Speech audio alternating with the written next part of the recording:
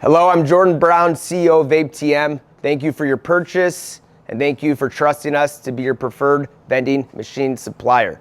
We're gonna go through a quick series of videos from when you purchase the machine to when you get it so that we could walk you through seamless setup so it's virtually plug and play. If you purchase a wall-mounted machine like a mini wall, a slim wall, or a mega wall 2.0, it's gonna come in a crate like this. If you purchase a tower, a slim tower or a slim tower 2.0, it's gonna come in a tall crate like that over there.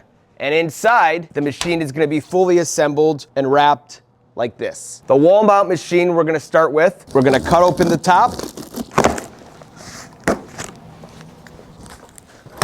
You're gonna notice a bag on the top. In the bag, there's gonna be 4 items. We're gonna set it aside for a second. We'll go through it later. We will take the foam piece off the top. We will gently set the machine down. From there, we could pull this bag and slide the machine out. Sometimes it's just easier to break open the box, and then I could just set the machine right up on it.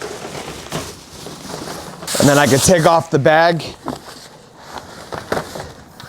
And here's my Mega Wall 2.0.